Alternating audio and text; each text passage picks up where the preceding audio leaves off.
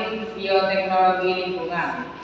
Perkenalkan, nama saya Imran Cahya sebagai moderator. Perkenalkan, nama saya Muhammad Al-Makri sebagai pemateri pertama. Perkenalkan, nama saya Muhammad Al-Fari sebagai pemateri yang kedua. Perkenalkan, nama saya Muhammad Al-Makri sebagai pemateri ketiga. Saya akan memberikan pemateri yang satu untuk menjelaskan materi.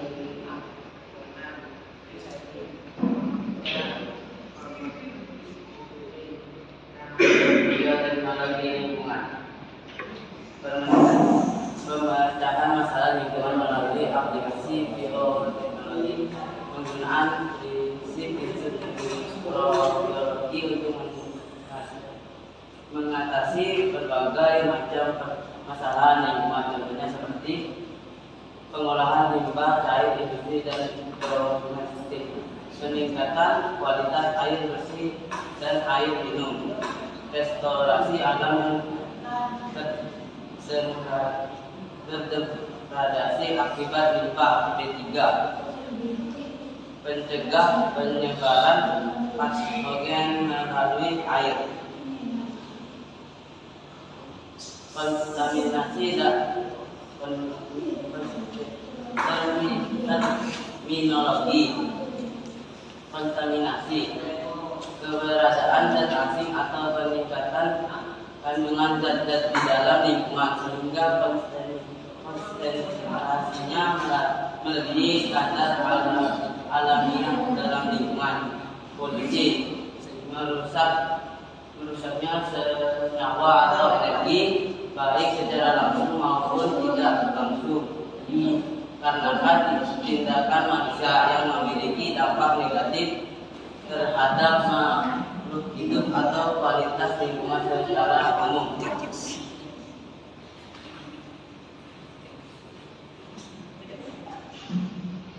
Contoh kontaminasi air bersih dan air minum. Air sadar disebabkan oleh kandungan mineral kalsium dan magnesium.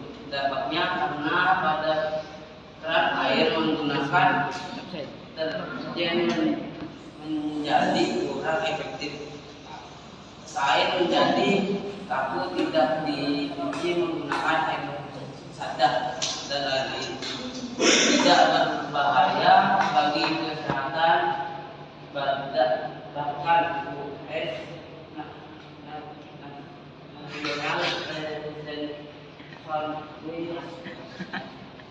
menyatakan dapat membantu kurangnya asupan harian mineral bagi manusia.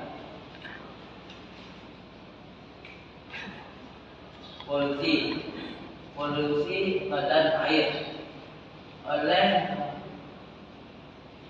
sampah terutama plastik, limbah padat, pembuatan limbah cair industri tekstil, zat pewarna. Ketika kontaminasi limbah-limbah tersebut memiliki dampak negatif baik bagi manusia, fauna maupun lingkungan, maka disebut sebagai polusi.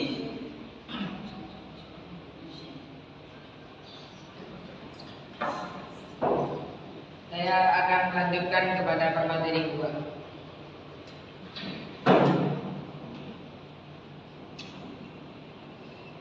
Tentukan polutan lingkungan. Berdasarkan maksudnya, polutan lingkungan dapat dikategorikan menjadi tiga, yaitu gas, cair, dan padat.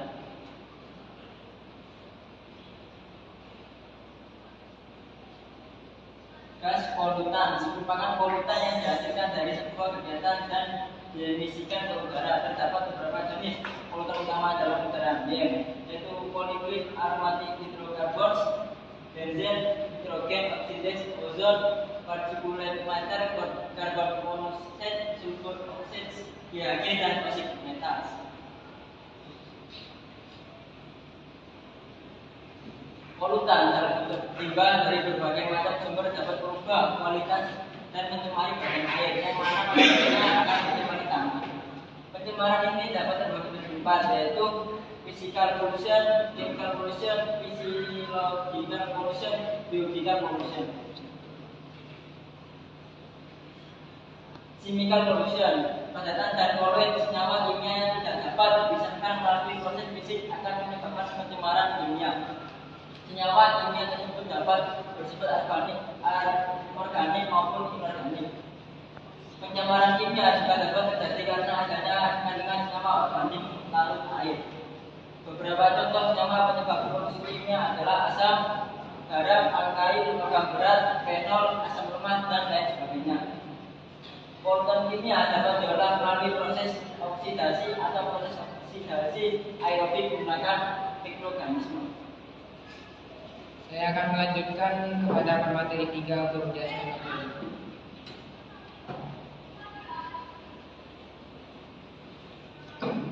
Physiological pollution. Pencemaran fisiologi dapat terjadi di effluent yang sudah melalui proses pengolahan fisik dan kimia, masih menyebabkan perubahan kualitas lingkungan, dalam hal ini badan air. Sebagai contoh, limbah buangan biasanya terdampak terhadap warna bau dan rasa dan air. Misalnya kandung klorogenol dalam kandungan 0,0011 ppm yang aman bagi kesehatan manusia tetap merubah rasa badan air. Bahkan mempengaruhi rasa ikan yang hidup dalam air dengan kandungan klorofenol tersebut. Pencemaran fisiologi biasanya harus ditangani tidak hanya melalui proses-proses pengolahan fisika dan kimia, namun juga proses biologi.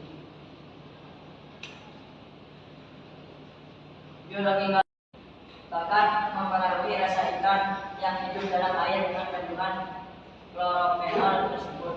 Pencemaran fisiologi biasanya harus ditangani tidak hanya melalui proses-proses pengolahan fisika dan kimia, namun juga proses biologi. Biological pollution. Pencemaran biologis disebabkan oleh senyawa-senyawa organik yang terkumpul dalam limbah cair atau padat. Senyawa organik tersebut akan didekomposisikan oleh mikroba yang ada di dalam udara, air ataupun tanah. Proses dekomposisi ini memerlukan jumlah oksigen terlarut yang sangat besar, yang mengakibatkan air atau tanah kekurangan oksigen. Baku mutu kualitas lingkungan adalah panduan kebijakan yang mengatur efek dari kegiatan manusia yang menimbulkan dampak bagi lingkungan. Baku mutu lingkungan atau bisa disebut dengan BMN berdasarkan peraturan mengenai ambang batas, biasa disebut sebagai standar.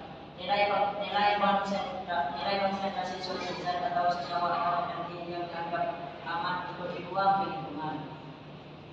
Beberapa faktor yang dipertimbangkan dalam penentuan baku mutu lingkungan, dampaknya terhadap kesehatan manusia, daya dukung lingkungan atau nilai ambang batas, potensi dampak yang ditimbulkan polutan, dan lainnya. Baku mutu kualitas lingkungan ditetapkan sebagai aturan mengenai batas maksimum yang diperbolehkan memiliki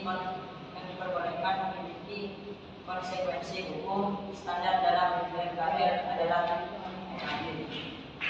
nilai ambang batas, nilai toleransi lingkungan, batas-batas daya dukung. Tidak semua BMKR adalah BMKR selama